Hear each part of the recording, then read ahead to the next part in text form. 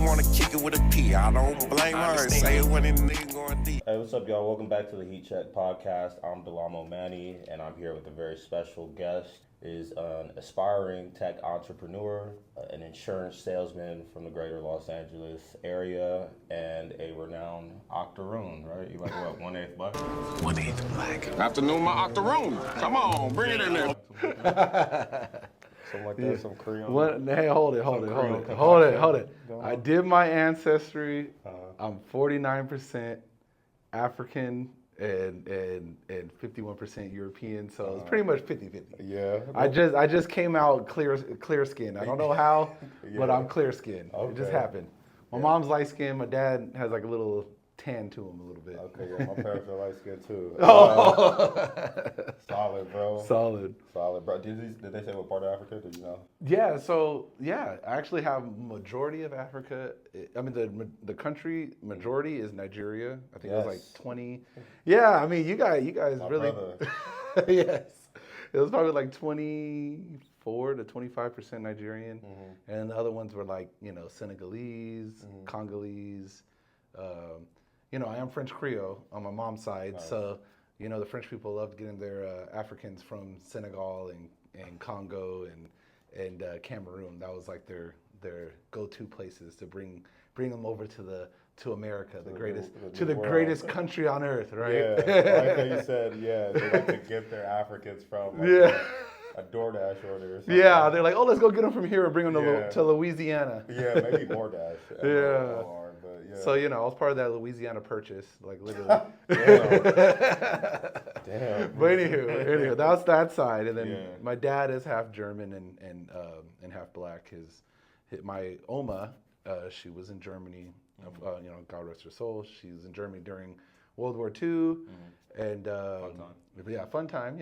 She was protecting her home from Nazis. Real story. I'm not even joking. Real story. Protecting the home from Nazis because she was the oldest daughter and our oldest kid, so she had to stay inside the house and make sure that the Nazis didn't use the house to occupy it and stuff.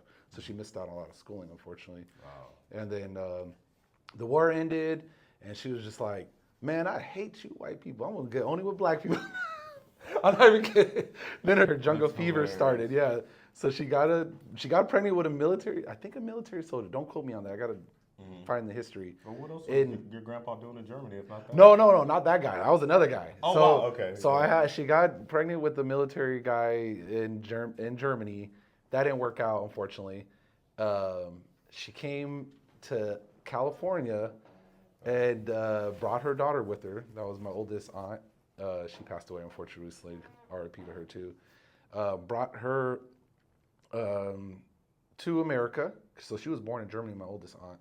And then I don't know how they made it this way. I got to figure this out. But she brought her to Nickerson Gardens in Watts. Wow. There was actually white people living in Nickerson Gardens back in the 50s, believe it or not. Yeah. And then she had my dad and all them. My mom was actually born in Nickerson Gardens too. That's where every black person's born, apparently, in the 60s and 50s. Either Nickerson Gardens, the PJs, or the jungles. Not the jungles, Grape Street, Grape, whatever. What do they call it? Jordan Downs. Jordan Downs. Whatever. Whatever. They were in Nickerson Gardens though, so they were born in Nickerson Gardens, and then eventually, my Oma, she worked for DMV. And she bought a house in Compton. Yeah, she bought a house in Compton, bought a house in Long Beach, and bought a house in Tehachapi. So I used to have a farm growing up too. Really? Yeah, we had a family farm. It was pretty cool. Really? What kind of animals did you have on this farm? Everything. We had cows, goats, donkeys. I had a donkey named Buster that tried to eat my hand. What? Yeah, I know. Yeah. Crazy upbringing. Yeah. We had sheep, and my Oma was obsessed with animals. We actually had pet rats. Yeah, she had a whole little rat like farm, I guess, or whatever, and we had our own rats. They were cute when they're small, and then when they get big, they ugly as fuck. Yeah. So when they got big, none of the kids liked the rats. So get that shit away from me. Yeah. But yeah, we had a little bit of everything. I had my own cat and dog there. It was cool. It was in Tehachapi. I don't know if you guys know where that. Shout out to Tehachapi. It's where is Kern that? County. Oh, okay. It's in like the mountains. Bakersfield kind of. Yeah, Bakersfield, Okay. kind of near Bakersfield. It's a cool place. I had an ostrich farm up there. It was a good time. And then, but yeah, she met my dad's dad out here in Watts. Grandpa Willie, who was a singer. He was a backup singer for War, so he was a singer slash hustler. And I think his hustling skills carried down to my dad and my uncle, and that carried down to me. I think it's like in the Morris gene to be a hustler, and not a criminal hustler, but like just a hustler on making money. Yeah. Yeah. So what was like your first hustle? Were you like one of those kids selling candy at the school? Not at school. So one of the neighborhood kids, it was my idea, and I got him to join in on me. This was growing up in Chino. So first I actually lived in West Covina, then we moved to Chino when I was like eight or nine, and then met one of the neighborhood kids, and I came up with the scheme. I was like, you know what? People always sell candy to like kids that are playing sports or whatever, and I feel like soccer.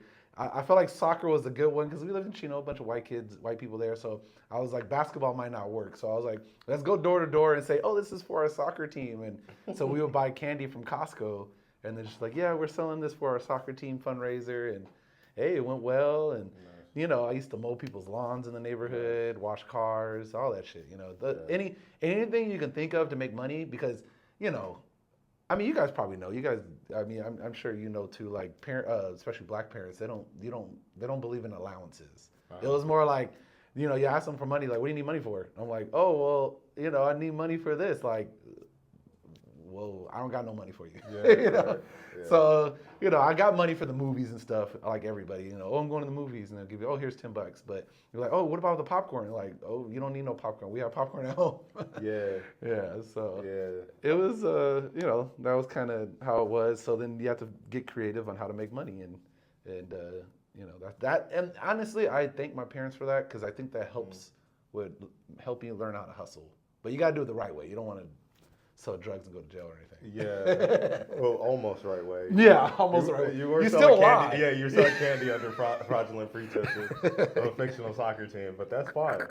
That's fine. I'm pretty sure that's what the Clippers were doing with Kawhi Leonard. Oh, shit. In the credits. So they did that for like $28 million. I don't think you made that from your Willy Wonka. Definitely not. No. I was happy to get $20 for the week. Yeah. Like, I got 20.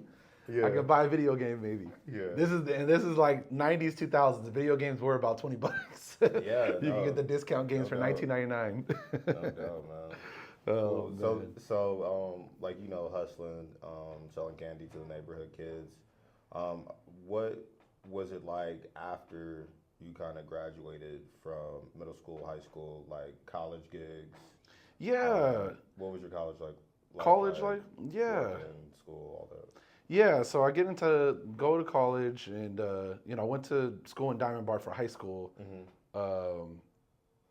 You know, high school was a little different because. Back it up. Talk about the truck driving shit. Your pop. Oh yeah. Let's go back that way. Yeah. Okay. So yeah, Ask a so. question. So you said, okay, so you sell, Chris, you what sell, you you. Okay.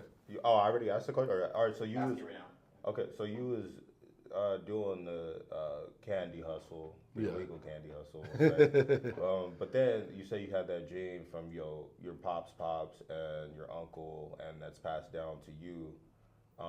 What was your dad's sort of hustle? So he's always been a hustler. I mean, he's the one that probably gave me the idea with the mowing the lawn and washing cars. Not the candy thing. That was my idea. But, you know, he was like, oh, this is what I used to do back in my neighborhood. I'll mow the neighbors' lawns and wash their cars and blah, blah, blah for a little cash. I'm like, all right, cool. And, you know, so eventually as time went on, you get a little older. And then now my dad's trying to like, hey, now you got to learn how to really work. And he was like, you need to go on the road with me. And this would be in the summertime. And all the neighborhood kids want to play and stuff. And my dad's like, nah, you need to get your ass in this truck. We're going to Arizona. We're going to Nevada. Where else have we been? Like Oregon, all kinds of places. Like just, and he'd be like, because he did like flatbed work. So, you know, we'll be on the road, and you know, you kind of see the little things here and there. You witness little hustles, and like not hustles, but like the way he did things to get his way. You know, so like, you know, I don't know if you ever been to a truck stop. I'm sure you probably never have, but there's some funky stuff that goes down at truck stops. So, and truckers, this is another thing. You know, this is probably like a hot take. You know, I don't know if you guys know this, but truckers a lot of times are ex-criminals / druggies. So you run into some weird walk of life in the trucking world. So my dad would be like at a truck stop and run into a crackhead truck driver, which is kind of scary that these people are like literally on drugs, driving on our freeways and highways, and you're thinking like, damn, these motherfuckers could really kill people. So we ran into like, you know, being with my dad, he runs into, you know, insert druggy trucker. And, you know, my dad, you know, being from Compton, he can spot a person who's a little different, you know. So he would go up to him and be like, hey, man, like, you know, I know you work for this company. You know, how about I give you $100 cash and you fill up my gas tank in my truck, in my diesel. And, you know, being these truckers, they're like, you know, they want cash. As a druggie, you want cash because cash is king. So they're like, oh, yeah, okay. Fill up the gas tank with their company credit card, you know. And that's when I started realizing, okay, you can kind of like, you know, you can kind of get a hustle on everything in life. Yeah. Like, you know, and it worked out for me, you know. Not that moment, but like it kind of opens your eyes. And then, you know, even other little small things like going to the movies, even with my parents. My dad would be like, hey, I'm gonna buy 2 tickets or 3 tickets for the movies. Son, you just stand in the middle of us and we're gonna walk through and we're gonna put them on the stack. So when they tear it, you know, we got a free ticket in. So just like little small hustles, yeah, they're like little, ethically not the greatest. Sure. They are illegal, but it's never like to the point where like extremely illegal where you're going to jail and shit. It's just like, hey, why'd you do that? You know, Petty stuff, yeah, a little petty stuff. But that's life though. Like, I mean, what? You know, the American government hustles all of us every time. I'm just kidding. Yeah, right. Yeah, right. When an individual hustles or takes something, it's theft. When the government does it, it's spreading democracy. Yeah, exactly. So y'all just liberated that AMC theater with the little ticket hustler. Exactly. You spread pro-democracy. That's what we did. We're spreading democracy Very to patriotic AMC. family. Exactly. Really. Very Right? patriotic biracial family. Love it. The American dream. The American dream, right? That's what's up, man. Oh, yeah. So Pops is hustling, doing the trucking thing. Yeah. I really like the story about the kind of like the gas station hustle, just because it's like real. You know Yeah. what I mean? And it's just like he kind of like thought of it on the spot. It's Yeah. just like thinking on your feet, always seeking an opportunity, Yeah. even if it comes in an unorthodox way. Yeah. How old are you, by the way, during these like ride-along During those years? times, ride-alongs. Okay, I probably started getting on the road with them about 10 or 11. Yeah. Okay, that's pretty young. Yeah, and then I would also like work at the yard with them. He has because my dad owns his own trucking business, so that's another reason why I feel like I got into my own entrepreneurial way is because he inspired me, you know, because I'm like, I've, you know, segued to that, like, you know, my life going from where I was, you know, I did the corporate world thing, and then you get laid off, and then you want to start your own business and stuff. So that's kind of like how it went for me. And then my dad, you know, he started his own business. He used to work at a brake shop, and then all of a sudden, you know, he started his trucking business with his brother. It was called Morris Brothers Trucking, and then so that's how it went. Yeah, so you mentioned briefly that you worked in corporate. Yeah. Before, you know, kind of launching on your own. What was working for corporate life? Do you have some examples of like maybe like some crazy corporate stories or how you felt about it? Yeah. So, you know, if we go, my corporate life started in college. Okay. So I was working for Metrolink, great company. I used to love Metrolink. That was I did internship there, working not customer service, more like customer relations. I would like help out with communication with like companies who do monthly passes for their employees to take the Metrolink into school. Not school, into work and stuff. And at this time I was living in Chino, so I'm taking the train all the way into LA and stuff. So did that first. You know, college being college, you kind of, you know, and me being a hustler, I don't like borrowing money. So I even got a second job while in college too, working as a security guard, which that was not security guard, but like I was the ticket guy in college. Let's just say that. I was that guy that everybody hated when you park in the wrong spot. And I'm like doing the little ticket, and you come up to me like, man, I just failed my finals, and you're over here giving me a ticket. I'm like, hey man, I'm the meter maid, all right, leave me alone. Yeah. And it was cool though. You know, I was the nice meter maid though. If you roll, don't let them lie to you. If you run into a person trying to give you a parking ticket, they actually could cancel the ticket. They claim they can't. There's a cancel button on the machine, and if you catch me in the middle, I'll cancel it because I ain't no dick. I'm not trying to ruin your day, but you know, there was quotas. They really did. We did actually have quotas. The police officers would be like, hey, go do some tickets because, you know, we gotta do a few. And I was like, all right, cool. So it was a chill job though. I did at RCC and which is Riverside Community College and Norco Community College. Which Norco's a funny place. That place is kind of like the South that was embedded in the IE. Like, you know, shout out to Norco. If you want to be a cowboy, you want to be extra racist, that's the place to go. MAGA sanctuary. Yeah. It's funny that you mentioned about how like you had a quota. Which is like, again, the system gets staff, but you can't. Like, come on. No, that's awesome. How did you balance like grades and stuff though? Working 2 jobs in college, I imagine it was hard, like with your studies as well. Yeah, I mean, grades suffered a little bit, but you know, I was a business major, so being a business major, unless I'm trying to get my MBA, just getting the, you know, C's get degrees, or what they say. So I kind of just did that. You know, graduated, and I honestly chose college.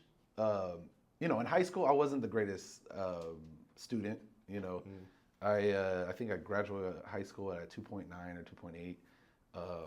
But at the end of my high school career, you know, we had GLCs, grade level counselors. She sat me down. She was like, "Hey, what do you want to do?" This was probably like junior year. She's like, "What are you gonna do after high school?" And I was like, I don't know. And then she was like, okay, well, what do you think you're good at? And I was like, well, I've always been, and like I said, going back to being a hustler, I was like, well, I didn't tell I was a hustler because you can't say that, but I was like, oh, I like to do business. I like to like sell things and stuff. And then she was like, okay, well, then you can go to business school in college. And I was like, all right, maybe I'll try that. And then my sister also was like, well, you need to do something. You can't just, what are you going to do after high school? And I was like, I don't know. So my mindset was like, all right, I'm going to apply to a few colleges. And you know, if I get in, I get in. If not, I was gonna join the military because I wasn't gonna work at McDonald's. I was like, I ain't doing that shit. Yeah. So I was like, I'll figure something out. I'll either join the military or go to college. My main thing was trying to go to college, and I was shocked that I got in. I got into Cal Poly Pomona, and you know, everything worked out. And it's a good school. Met some cool people there, and you know, business and stuff. And then I was rapping in college. I was okay. Yeah, you know, I was one of those kids. You know, I was actually rapping in high school. I started in high school rapping. What got you into rapping? Well, you know, growing up in the you know, 90s, early 2000s, you're really into hip hop. You know, you like you know, Kanye West was big at that time, and I mean, he still is big, but you know, that's when he was starting out. And then you got like Common and, you know, all these cool rappers. And the problem is growing up in the suburbs, your subjects, the content of your rap is not as exciting as like growing up in Compton or anything. Like, you know, my parents, I didn't grow up in Compton. They left Compton. So, you know, if I lived in Compton, it probably would have been a cooler rap song, you know, hey, you know, I almost got shot at, blah, blah. But no, my shit was more like, where's the next party? You know, let's function. And it was more, we made jerk music. So that was at the time, that was popular. And we had a little rap group, the 909 Boys. And the 909 Boys. Yeah. You know, I was aspiring. That's where I was hustling again. Like, I was the one that was in charge of getting us the gigs, getting us the tickets. I mean, the ticket sales. Okay, they've been having 360 deals forever. Let me tell you guys that. So when I was trying to rap, I didn't have a manager or anything, but even getting concerts, the actual venues, a lot of times we would perform at Crazy Horse. I don't know if you guys ever heard of Crazy Horse. It's in West Covina. It's shut down now, but it was a place where they would have concerts, and it was a nightclub. So the managers there would be like, all right, man, you can perform, but you gotta sell at least 20 tickets. And I was like, all right, cool. Yeah. So, you know, I'll go to the West Covina Mall, different places. You know, tickets were like only $5. So I would sell the tickets, and then we'll sell about 30 or 40 of the tickets or whatever, and then I would come back to the manager, because technically we're not supposed to keep any of the money, and I'll come back to the manager and I'll be like, oh man, we only got to sell like 10 or 15, because I knew they're gonna still book us because we sold something. They just do scare tactics, and then I'll give him, whatever the money was, and then we would keep the rest, and then that's what you do, because I'm like, hey, hold on, you getting on me to sell your shit. Yeah. I need to get something out of it, so we would do that, do our little performances, do our performances, Look, hey, we're still on YouTube. Look at 909 Boys Bikini Bottom. 909 Boys. It's some good music. It's a good time. But yeah, we're going to have to make that the intro music. Hey, do it, please do. I'm the third verse. All right, Yeah. just get to the third verse. Got You don't have you. you don't have to do the rest of it. No, but it was cool though. We did the 909 Boys. We did think we were gonna make it. I opened up for Cold Flames and New Boys back in the day, so twice, and Yeah, how was that? it was dope. It was dope. Like it was kind of cool. We were all kind of coming up at the same time. Okay. But obviously they had more buzz because they already had songs on the radios. You're a Jerk, and then they had Cat Daddy. No. Actually, no. I opened for them too. Who's the cat? What was that group called? Krabby Patties. Bitch, I go to work. Do my cat daddy. Call me SpongeBob. Stacking Krabby Patties. Bitch, I go. It was a fun time making songs and stuff. My two colleagues were Nigerian, actually. The two rappers I was rapping with, colleagues. I sound all professional Well, now. you're also The Nigerian. That's I know. Apparently, that's I'm two and a half Nigerian Nigerian too. men. I guess so, right? With I also got French and German too. But yeah, I got that's funny. I guess we're all Nigerian. Yeah. But the two guys I was rapping with were Nigerian, and we were getting buzz. We actually were getting buzz. They were even the guys we opened up for. They knew our music. They're like, oh yeah, we heard your song Bikini Bottom. We fuck with it and shit like that. Nice. But my two business partners, or the guys that I rap with, Yeah. they weren't as business minded as me. Let's just say that. Right. And they didn't keep me up to date on their life and stuff. Yeah. So I had, and I was in charge of, I was our manager. So I booked out all of our shows. I booked out everything. I booked out the whole summer. This was in 2010. Man. I think 2010. I booked out a whole summer of songs. Yeah. Or was it 2021? One of those years. I can't remember. I mean, no, 20. It was either 2010 or 2011, around there. I booked out our whole summer of concerts, and then I told them, and they're like, "Oh yeah, I forgot to tell you, we're gonna be in Nigeria this summer." And I was like, Wow. "You got to be fucking with me. You got to be kidding me." And they're like, "Yeah, sorry, we didn't tell you. Do you think they can reschedule?" I was like, "Reschedule?" Yeah. And I was like, "Bro," there is no rescheduling. So after that happened, my phone was blowing up when they were gone. Like, hey, where are you guys at? Where are you guys at? I'm not answering the phone because I can't be a one act, And then they came back and they're like, okay, let's try booking again. I reached out to all those people, crickets. They didn't want to book us anymore. And that's how my rap career ended. And I just moved on. I was like, all right, it's just not going to work. That's hilarious. You gonna do any tour dates in Lagos, Nigeria? Do some Afro beats. I'm opening up for Burner Boy. Yeah, but seriously, man, that's pretty impressive that you were able to book all that and sell those tickets without the proliferation of like a TikTok or like Instagram, bro. I felt like had y'all had a TikTok, y'all could have had a little dance go viral. That's It's just true. Yeah. But man, you was putting in the legwork just in real life hustling. I mean, no, because those are like transferable skills. Yeah. Whether it's, selling candy or selling the show, it's just like moving a product. Yeah. I mean, back then we only had MySpace and Facebook. That's it. Yeah. MySpace was interesting too. That was a fun situation. Everybody was like a mini coder because you had to code your songs into your page. But yeah, no, the music industry was a lot more fun back then, I thought. Nice. Yeah. So your college career seemed like you were like hustling. You were working the two jobs. Yeah. The meter maid. The rapping. The meter maid with a heart of gold. The rapping. Yeah.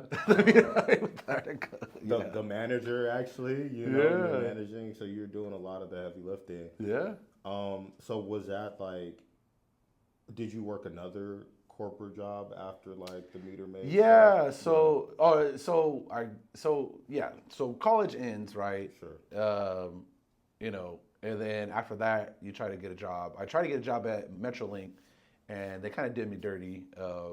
I applied for a job, and these other people who weren't even interns at Metrolink got the job because they went to a better school. They went to I think UCLA or one of the UCs, and I was a Cal Poly kid, so they're like, oh, we're gonna take the UC kids, and I'm like, they just got here. I've been here, but it is what it is. What are you gonna do? To be honest, I'm happy that happened because then I would have been entrenched in the Metrolink world, and I think I would have probably stayed there. And there's not really a lot of money in that industry, in that world, so I'm happy they let me go. And then I got full force into sales. I had my first corporate job with this company called Alliance Funding Group. I don't even know if they're around anymore. I know I probably shouldn't be name dropping like that because I'm about to say some stuff, but they're somewhere around. They're over by the block of Orange actually. Okay. And they were funny. They sold equipment financing, but they were like a third party, and they were like the ultimate shady sales company. Like, they try to, they tell you when you walk through this door, your integrity has to go the other way. And you're like, wait, what? They didn't tell me that, but they kind of loosely tell you that. Okay. And they told me different sales things. They're like, all right, so people we're calling are people with terrible credit scores. That they're getting these like cold call lists for us, and like terrible credit scores. I have been a rich man and I have been a poor man. It's almost predatory lending that we're doing to them because we know that these people are terrible with money and they're not going to pay it back, but we're just trying to get a deal. And I choose rich every fucking time. I'll call them up, get them all excited, like, hey, we're going to get you, I know you want to get a new backhoe or whatever you need. And they're like, oh, yeah, I'm down. They're like, yeah, but my credit score might not be the greatest. And I'm like, all right, let's see. So then I'll go into the other room where the finance guy is, and he'd be like, oh yeah, so what's their credit score? And I'll be like, oh, it's like a 5. And he's like, no, we don't want no 5s. And I'm like, you can't do 500. I'm like, and they're like, no, we want 6, 7 on up. And I'm like, okay. So I'm like, and not me being a curious person, I'm like, okay, so what's the interest rate on these things?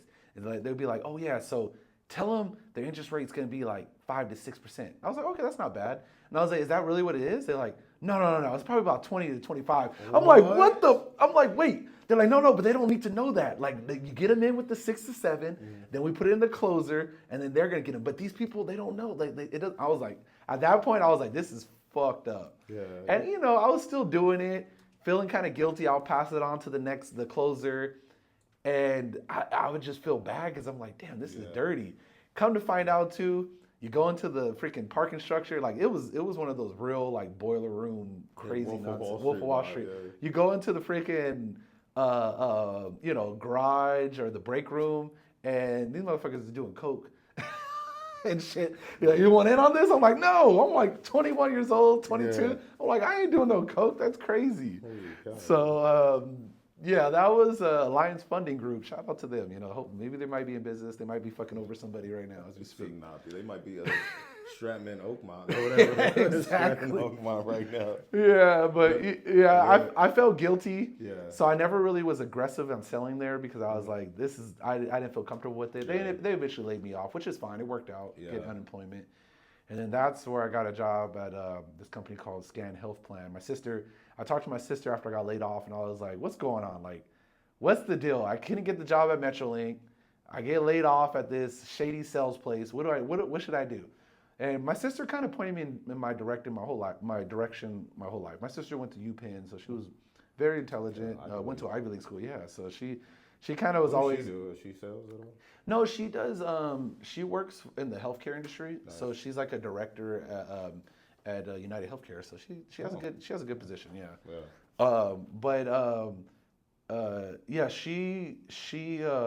She's always been like my guide, like almost like my she's just my guide. She's my North Star, She's like, I look up to her, Nice.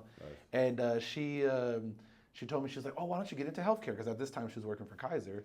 She's like, why don't you get into healthcare? And I was like, all right, fine. So I applied to a whole bunch of companies, but only in customer service because I noticed that in marketing and sales, for some reason, it didn't work. So I was like, you know what? Let me do customer service. I got into Scan Health Plan, this company called Scan Health Plan in Long Beach.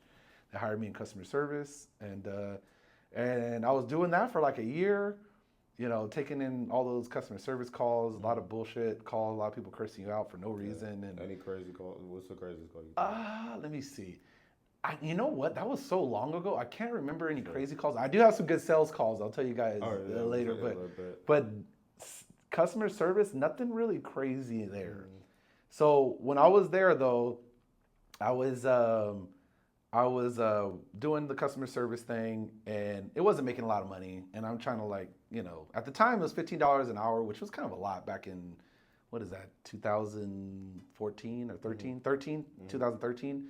$15 was kind of a lot, you know. So you feeling yourself a little bit. You're like, all right, cool, but it wasn't enough to like move the needle. So I heard from the people in the customer service department, like, hey, dude, the salespeople make a lot. Like, they make as much as some of the executives. And I was like, what the hell?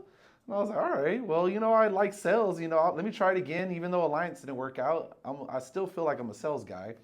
So I reached out. My team lead told me about a guy at Scans in the sales department that she was friends with, and she was like, "Oh yeah, reach out to this guy, and he'll get you in." Lucky for me, that guy is one horny dude, and he wanted to sleep with this team lead, and so he was very happy to help me. He was like, "Oh, she told you to hit me up? Okay." And you know, he's trying to get in with my team lead or whatever. So he broke it down to me. He's like, "Hey, you gotta go here to get your license, pass the test, and I'll get you an interview." And he didn't think I was serious about it. So like, you know, a month or two later, I hit him up. And I'm like, all right, I got my license. I'm ready for the interview. And he was like, you did not do that. And he was like, you really, you did that? And I was like, yeah. And he was like, okay, I'll talk to my manager and I'll get her an interview. Got an interview, got into the sales department, killed it actually. My first AEP, that's what they call it so this is health insurance sales. I was selling Medicare. So this is the senior 65 on up. You know, or people who are disabled, they qualify for Medicare. And my first AEP, I was actually the third. There's 15 of us, and I ended up closing the third most. And I think thanks, man. I think it helped out that I was coming from customer service because I knew how the customer thinks, and it helped out a lot getting into sales. So I had a good AEP. Got hired on as a sales. This was telesales. I was doing inside sales, so we're getting inbound calls and we're trying to sell them on the plan. So it makes life easier too when you're getting inbound calls because you know they're kind of interested. They're warm, they're warm calls. They know they're interested, so you kind of just like you're really just guiding them to what plan you think is the best option for them. Yeah. So so it worked out. Got hired, started working there, and then everything was good. Worked there for about a year and a half, almost two.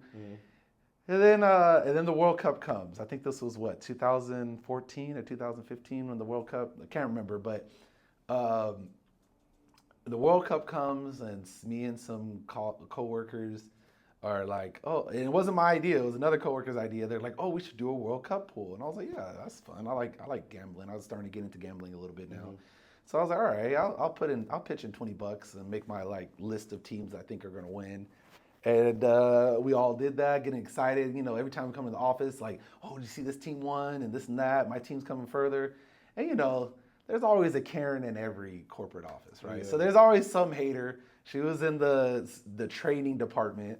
She came on over and was like hearing us, like, getting all excited about the World Cup and talking about, oh, I can't wait to win this money at the end, blah, blah, blah.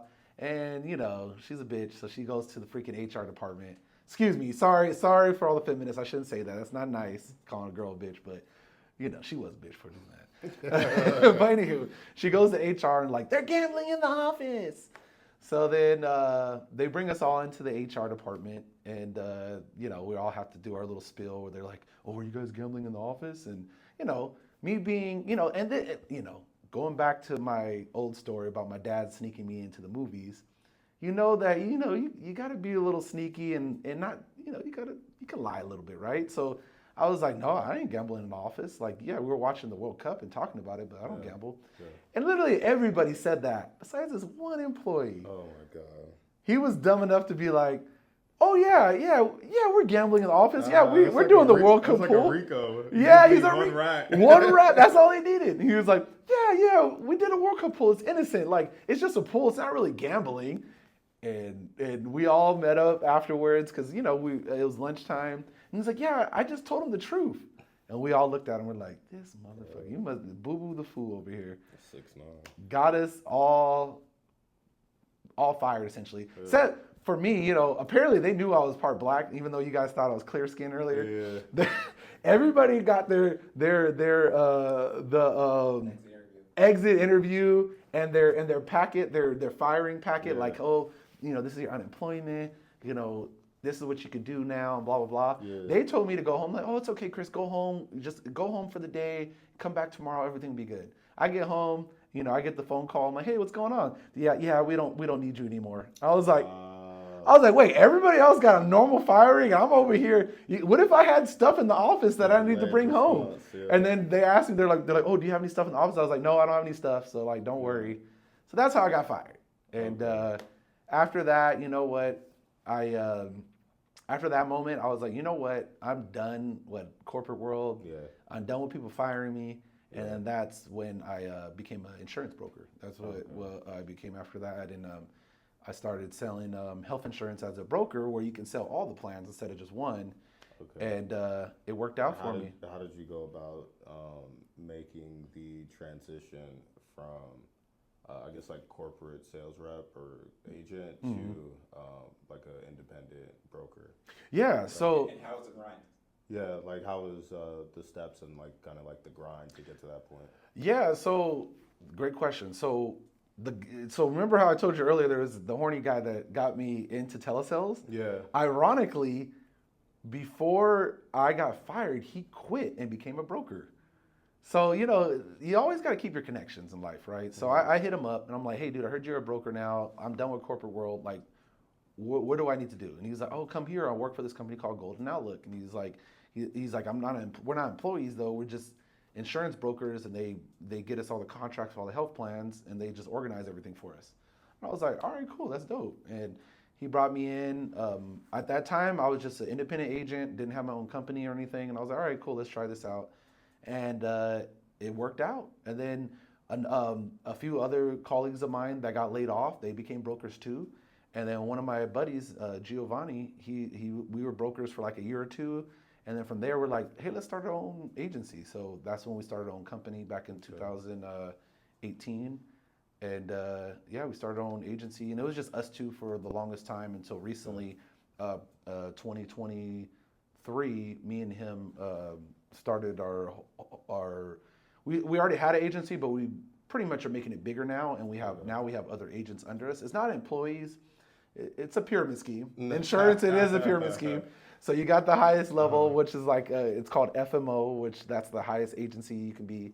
And the next level is SGA. And so me and my buddy Gio have an SGA contract, and then there's there's a MGA, and then there's GA. So we bring in other agents and like, hey, we'll give you this contract. And you get like a little extra money on top of your commissions when you have these contracts and stuff. So, it worked out. And my Gio and I, we have about 12 agents under us now, and everything's going good now. Like, it's cool. And then we have another friend that came in, and he's not an agent, but we started a tech company with him. So we're just all over the place. Okay, yeah, that's true.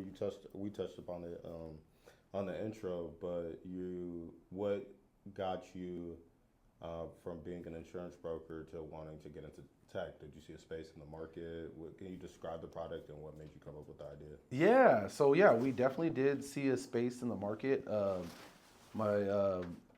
My buddy Gio, his childhood friend, which is a guy named Eric, he was already in tech, like doing. He was an app developer, and he had the idea like, hey, let's make like a tracking system for your guys's enrollments, for your guys's appointments, for your guys's for appointments, enrollments, for like when we do campaigns and events. It's like a tracker that you can do all of that. So that company is called Lean Brokers. Okay. So it's the tech company that we have, and our insurance company is called Lean Health Services. We do everything. We have Lean and everything, because the purpose for the Lean is everything. We try to keep everything cut and dry. So like, as an agency, we're lean because, we want you to be on your own. We're kind of hands off, but we're gonna give you the money to make it, and you figure it out on your own. But like, so Lean Health Insurance Services, and then Lean Brokers is the software we use that makes everything easier for brokers to track their enrollments, almost like a CRM, but it's a little more than a CRM because it communicates with other.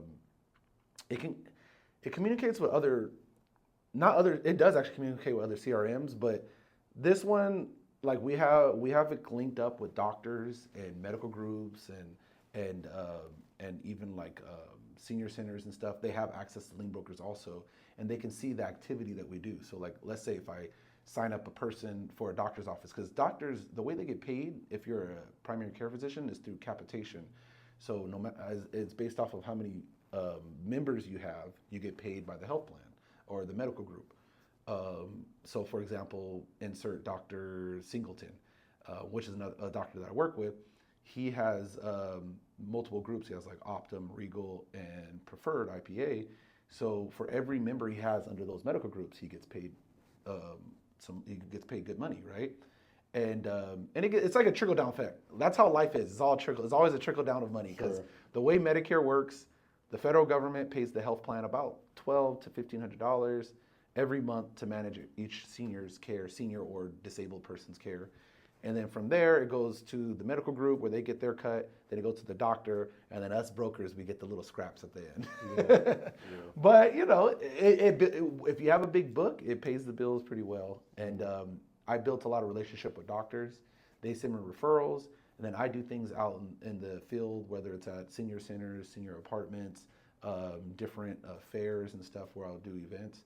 And when I sign up a person, I put in my lien broker's software, and then it automatically notifies the doctor, oh, Chris signed up John Smith today for me, and then they can look out like, okay, I'm gonna make sure to look out to schedule an appointment for this patient, and also to make sure the medical groups are paying me for this patient, you know, because you know, when it comes down to money in the corporate world, they're always funny about like, oh yeah, I forgot, we'll put that on the next paycheck. And it's like, no. They were with me last month. What are you talking about? So that happens a lot, but it helps the doctors track their clientele that I bring to them, and also for themselves too. And then it helps anybody, whether it's medical groups that are using the software. So we're trying to get it to grow. Right now on that software, we probably have about like 100 to 200 users. That's pretty good. Yeah, so our goal is to get up to, you know, multi-thousand, like thousands of users, and then for Salesforce to buy us for $1 billion. No, I mean that's the goal, right? You have a target acquirer or target parent company, so that's good to have. Yeah. So it's good. How do you go about building relationships? So how do you go about like lead generation or like funnel, I suppose? Yeah, great question. You know, being a sales guy and talking to people, and I've always been okay with being in front of people and just talking business and stuff. I never was nervous about it. So in the beginning, you know, so the medical groups, got relationships with a lot of medical groups because of the organization I was under, Golden Outlook. They introduced me to like Optum and different groups, and then those medical groups will introduce me to doctors, and they say, hey, this guy, work with this guy, he's good. And then, so that's how I got my referrals to the doctors. But, you know, other than that though, that's still not enough for money. So now you got to hustle and go out there and get the rest of the clientele. And then, so I literally was just door knocking. I will go into Lakewood Senior Center. It's not called Lakewood Senior Center. It's called like Wingard or whatever. It has a different name, but I just name it Lakewood Senior Center. Or I'll go into insert any senior center, or Belmont Apartments, senior apartments that's in Bellflower, and you just door knock. You just go in and just say, as a kid. Yeah, it's it. Damn, full circle. Yeah. I didn't even think about that. Yeah, like I was a kid, so I'll literally knock on the door and just like, hey, you know, I represent all these health plans. I know you guys have a lot of seniors here. Is it okay that I have a booth here once a month, and you know, so I can talk to the seniors, and they would just come up to you, and you have all these giveaways and stuff that I'll give to them, like, oh, little giveaways, and that's how you bring people to the table, and you sign them up. You know, you go over the health plans, and they get interested, and they're like, oh, okay. And then sometimes I'll even do mailers where I'll get. I do mailers, like I'll buy a list of seniors, like information, because you can buy anybody's information out there. Whenever you go sign up for Facebook or whatever, you're selling your soul to to the information world, and they just sell it to everybody. Yeah. So I would buy the list and then do a mailer to those people, and then I would do events at like Denny's and stuff where we do like Medicare 101s, where we go over Medicare to seniors and all the health plans, and that's how you get business. It's a lot of grassroots. Yeah. You really got to hustle. Yeah. It's an easy industry though. It's an easy sell. Mm-hmm. So I tell my clients, not my clients, my other agents, I always tell them the 2 P's in Medicare sales: patience and persistence. Because it's not hard. If you keep at it and you're patient and you're persistent, eventually things are going to come together and you will sign up people. Yeah, I think that's a good lesson for life in general. Yeah. You know, because I think with like the proliferation of technology, especially when it comes to like marketing, everybody's like get an email list and Facebook ads and TikTok and all these things, but you're literally in 2020 or back, well, probably still today, Yeah, till today, I still do that. Knocking doors and talking to people in person, just like you did with like the rapid management, bro. Yeah. Like it's like as far as technology goes, you still gotta like get it, you know, IRL. Yeah, in real life. And this industry works perfect for that because you're working with seniors and they're still into old school like face-to-face sales. Right? Yeah. It's not like I'm not working with like young people where they be like, "What are you like? I don't even want to talk to you. Why are you looking at me?" Exactly. Like it's more like, "Oh, a lot of them want to meet. They're like, oh yeah, let's meet at Starbucks, Denny's, at my house." Speaking of meeting at houses though, I have some stories about that. There is a little flaw with meeting people. Mm-hmm. You start, I chose this area because, not just because I'm kind of familiar with it, but also because I feel most of my clientele are black, and I'm in a lot of times in like, the rougher areas of SoCal. Like a lot of my clients are in Compton, South Central, downtown, like Long Beach area and stuff, Inglewood, which is fine. I love it. They're my business and they're good people. But you get into some crazy situations. Yeah. I went to this apartment in downtown Long Beach. I still remember. And it was funny. It was a white dude married to this black woman, an interracial couple. It was nice. Hey, interracial couple. Look at that. That's cool. But that place was a mess, and it was disgusting. Like just like a hoarder, or hoarder. Hoarder to the max. Yeah. And the guy calls himself he's crippled. Calls himself, "Oh, I'm the caretaker to my wife." Which she's crippled too. I'm like, how's a crippled man gonna caretake for another crippled person? Yeah. And I was like, all right, whatever. And I didn't sit down because there were seats like, oh, you can sit. And I'm like, the reason why I didn't sit because I was hearing things. I was hearing a lot of scratching, and I was seeing a lot. I saw a roach in there. I was hearing a lot of scratching, and I was like, something's off. Yeah. And then I look to the kitchen, and I see a Ratatouille running around, a little rat running around. The one from your farm. Yes. I found him. No, I'm just kidding. No, I saw a rat running around, and I was like, oh, do you think you guys might have like a mouse or rat problem? They're like, oh yeah, I think we do. I think I did see a mouse around here, but don't worry, don't mind them. There was like, I counted like 4 or 5 in the kitchen, going into the cereal, in the microwave. The microwave had a hole in the back because they bit through it.